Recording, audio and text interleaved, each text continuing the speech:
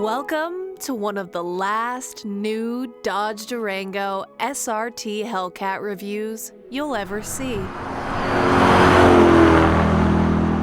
You are now entering the lost world of the prehistoric past, a world of creatures soon to be gone from the face of the earth, which you are privileged to see, at least new, for one of the last times. Inside, you will see the first dinosaur on our tour, the Hellcat engine, one of the final production V8s made purely for excessive horsepower and joyful waste. The Hellcat is the peak of a gas-powered world before electrification takes over, allowing it to win stoplight races at its leisure. This makes it a beautiful but terrifying addition to our streets. The mighty Hellcat arose late in gas engine history. Gas cars ruled the earth for nearly 150 years, but it wasn't until the last... This is the 2024 Dodge Durango SRT Hellcat, and I'm Alanis King. Every day I have this vehicle loaned out to me to review, I wake up surprised that such an amazing car is in my driveway, and also that it didn't get stolen overnight. Let's go for a drive and stick around for the end of this video to get this Durango's full report card. Dodge is a legacy automaker with legacy nameplates. That's worked both in its favor and not. The Dodge Durango originally debuted for the 1998 model year. Then a second generation came around for 2004. The third and current generation came around for 2011, which means it's 13 years old. 13! But this is normal for Dodge. Throughout the 2010s and early 2020s, the automaker had an aging vehicle lineup. The Charger and Challenger muscle cars both lived well into their teen years, and all of these car generations are out or on the way out to make room for Dodge's future, which so far includes an electric Dodge Charger muscle car. The Hellcat engine nameplate feels like part of the fabric of our reality, like it's been here since the beginning of time and like it will be here until the end of time. But it's actually pretty young. The Hellcat engine debuted on the 2015 Dodge Challenger SRT Hellcat in a cloud of drag strip smoke. That makes the Hellcat engine nameplate younger than the third generation Durango as a whole, since it's been around since 2011. But the marketing around this engine and just the existence of it has been so successful that it feels like it's been here forever. SRT stands for Street and Racing Technology, and the original Challenger SRT Hellcat debuted with 707 horsepower and 650 pound-feet of torque from a supercharged 6.2-liter V8 Hellcat engine. That car came with a black key and a red key. The black key limited the engine to 500 horsepower for rainy days or people getting used to the car, and the red key unlocked the full 707. And do you know what my key is? Looking cool, and I do that in two ways. One, I've decided to make cowboy hats my bit, so here they are.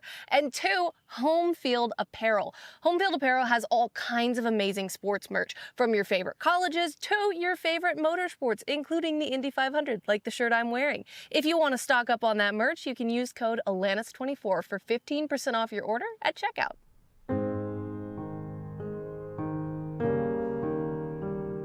The Hellcat and its brethren, which include more powerful Hellcats and Dodge Demons, came at the perfect time. The mid-2010s was an era before lightning-fast electric supercars with 4-digit horsepower figures, so the Hellcat wowed everyone. Journalists, buyers, and more. Reviews of the 2015 Hellcat glowed.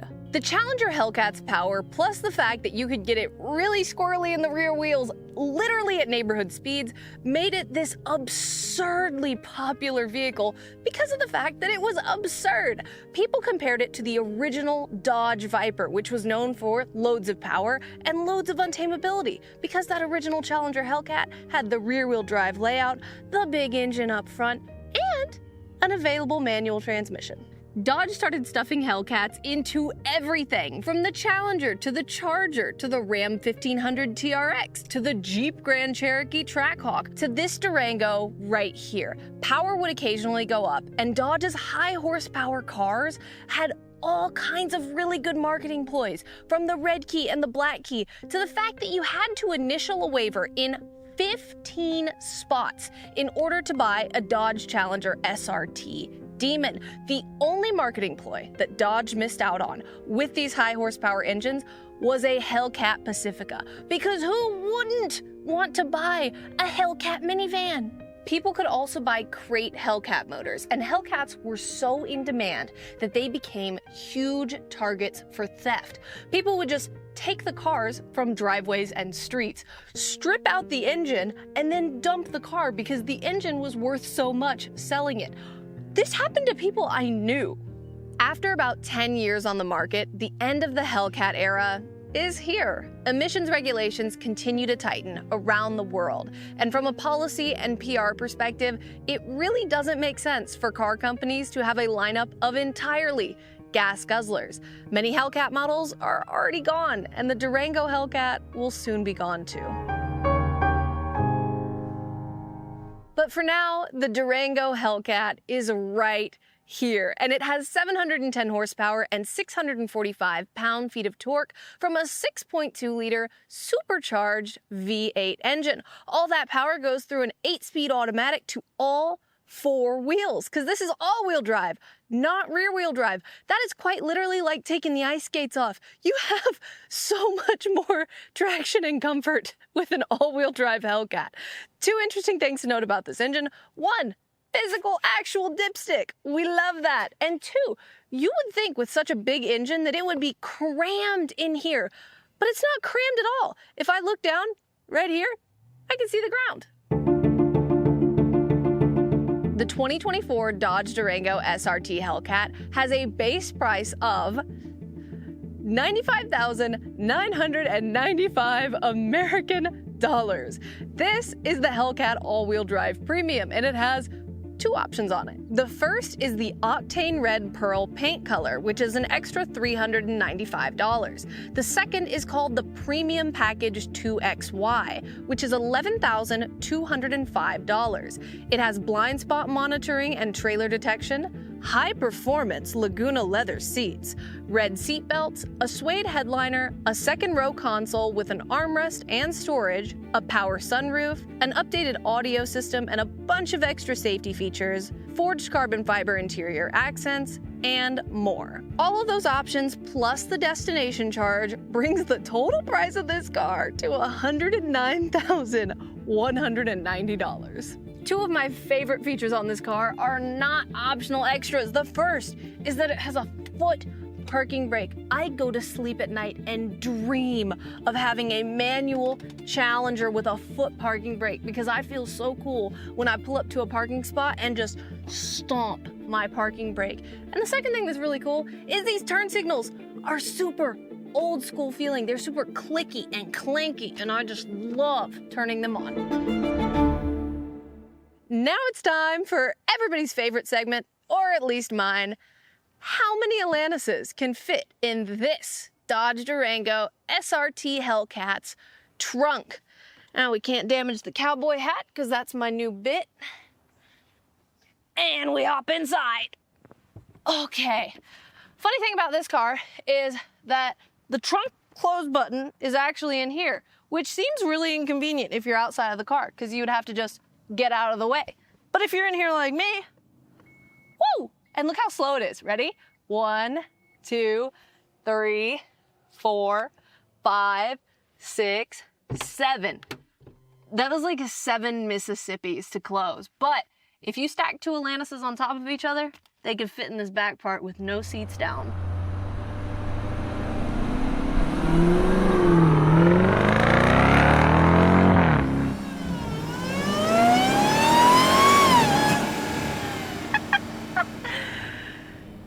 time to drive the Dodge Durango SRT Hellcat. First, we're going to do interior impressions, then we're going to do driving impressions. But before we do any of that, I think it's really important to note that this is probably one of the last new Hellcats from the factory, not Hellcat swapped anything. One of the last new production Hellcats I will get to drive and review. It's probably one of the last new production Hellcats most people will get to drive and review, because after 10 years of Hellcat legacy, it's pretty much over. That's so sad to think about. This car is so loud and so intimidating and idle. When it comes and it parks outside of my house whenever I get a Hellcat loan, you know it's there because it's just out there like, you just know it's outside. You can hear it from the back of the house, and it's just such a special car. It's so cool. You know, there are faster cars, there are more powerful cars, especially in the age of electrification, but there's kind of nothing like a Hellcat. And I'm really sad. This is very bittersweet that this is what's happening. This is one of our last ones, if not our last one.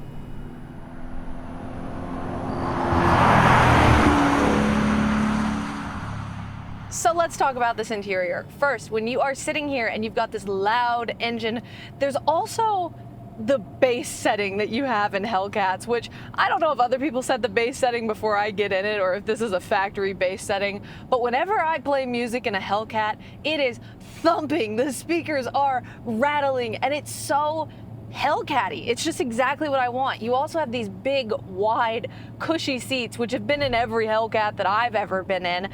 They're not gonna hold me in very well when I start driving fast here, but they're really, really comfortable for long road trips. And, you know, they're just very typical Hellcat.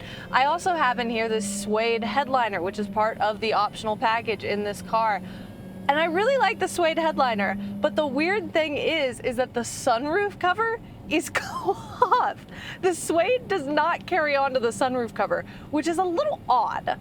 In general, I like the look of the interior in this Hellcat. It's black with red accents. It's very Brotherhood of Muscle, but mature Brotherhood of Muscle. I think they nailed the attitude perfectly in here. I also think the materials are pretty good. You've got a lot of soft materials and soft leathers. The only place in the front seats where I'm disappointed in the materials is on the lower door card, because up top, soft and nice. Lower door card, you've got that shiny, sweaty looking, hard black plastic, which is not the best. I also really like the fact that this screen is a touch screen, but there's a nice button to screen ratio. I have a big touch screen where I can poke around and do my thing, but also if I want to control things with buttons, I have tons of little dials for fans and volume and tune and my seat heaters and my seat coolers and everything like that. You have lots of tactile buttons below the screen if you want that little break up.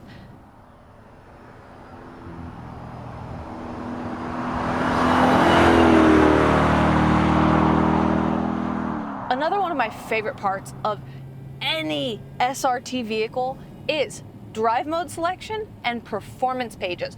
Drive mode selection is really cool because you have all of these different modes that you can choose from. On my screen right now, I have track, sport, auto, snow, tow, and custom. And when I go from, let's say, auto to sport, it will actually show me what parts of the cars are changing, which is cool because if you don't know much about the internals of a car, you can actually see them highlighted on the screen and you can see what's changing. Performance pages are also really awesome because they'll show you all of the things you need to know about what a car is doing on track or on a drag strip. It gives you a really good idea of what is actually happening underneath your seat, and that's super cool. Another thing that happens on performance pages is launch control, which we will do in a minute. First, we got to get through the interior impressions. Two final things to note about the interior of this car is that one, it has wireless Apple CarPlay, because the last thing I want to do after a long day is get in the car and expect CarPlay to come up and it doesn't, and I have to go, I need to plug it in. You know, it's just one of those extra things that you don't want to do after a long day. Last thing is the room inside this vehicle. Second row room is not that bad. I'm 5'8.5". I have a lot of leg room. I do not have a lot of headroom in any row of this car. So even up here in the front of this car, I don't have a lot of headroom up here, which is interesting because the car is so big. You would expect to have a lot of room up here. You don't. Second row, not a lot of headroom, decent amount of leg room. It's pretty good. Third row, not a lot of headroom and not a lot of leg room. But you know, if you're an adult, you can squeeze for a few minutes back there.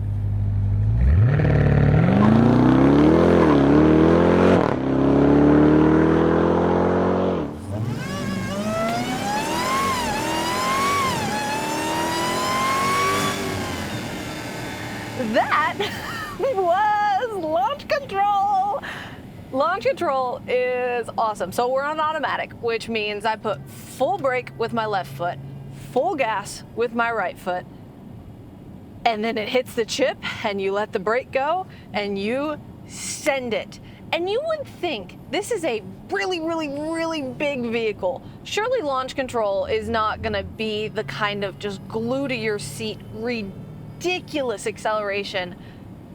It is. It's so fast. You are braked and then you let off the brake and you just right back to the back of your seat. This thing is so cool. I love Hellcats. I cannot believe this is gonna be like kind of one of my last times in a new one.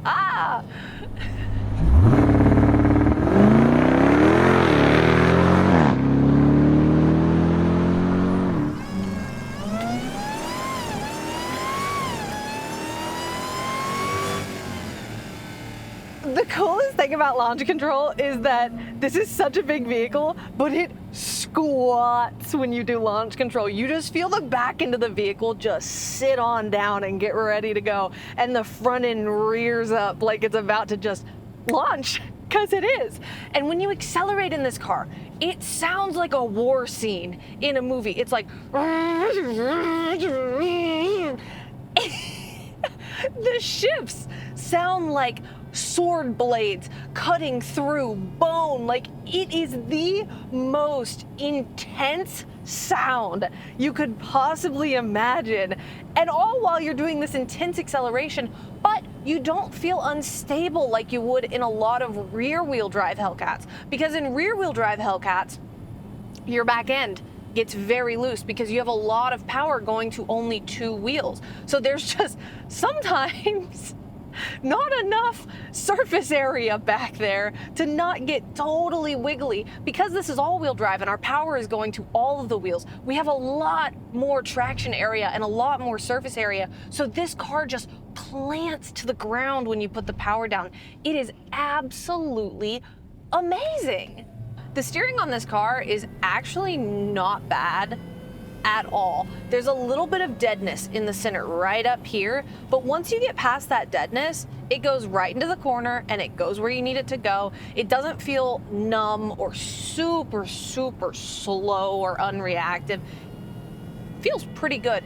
These seats, while they are extremely comfortable and very Hellcat-y, they do not hold you in at all. So if you take this car on a curvy road and you are going through those turns, even if the steering is allowing you to go through those turns, you are swaying back and forth. If you watch my earrings when I go through a turn, I'm sure they will show you how much I'm leaning, because the seat is not helping me. Woo! Get those little tires out of whack. The seat is not helping me stay in at all.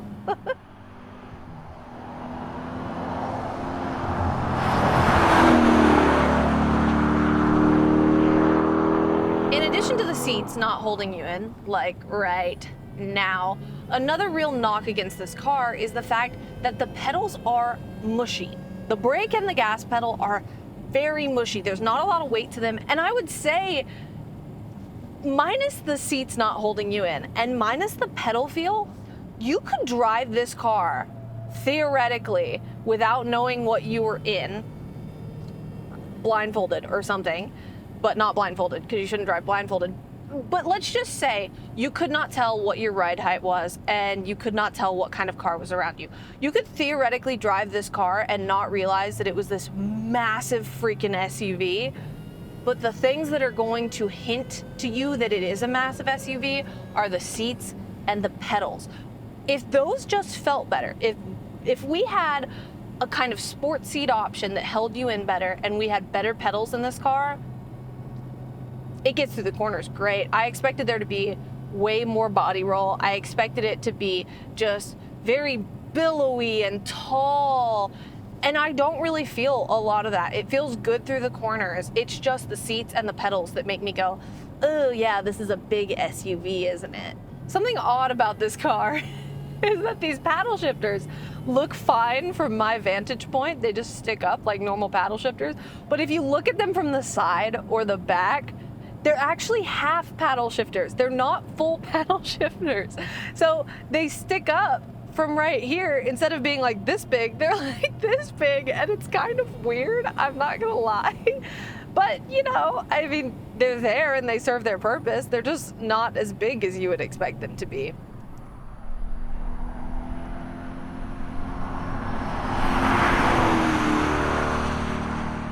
When you're at speed, there is a small amount of wind noise and there's a small amount of road noise. There's more than you would have in a normal luxury SUV, right? But if you just turn on the radio, you can get rid of that wind noise and that road noise. So it's really not bad. And overall, you kind of want to be able to hear the outside of this car, because not only does it have an incredible sound when you're accelerating, it also has an incredible sound at idle. It just sounds intense, and this is such a cool car. I absolutely love Hellcats. I know that they're impractical and they take a lot of fuel and they're silly and you don't really need them on the road, because who needs 707, 717, 710 horsepower on the road? Really nobody. Who needs 710 horsepower in a 3-row SUV? Really nobody. But are these cars just a product of their time? And a product of the fact that for a certain period of time in the 2010s and 2020s, we have been able to produce ridiculously inefficient, fun, powerful V8s before regulations kick in, to allow us to have new cars that feel like old cars. How cool is that? This is a new car, but it feels like a car that you would have bought so long ago, except somehow made modern. Hellcats are the coolest thing because they allow us to live this life that is not going to exist anymore in about a decade. And they're such cool vehicles. And I love the joy that every single Hellcat brings to me. It's beautiful.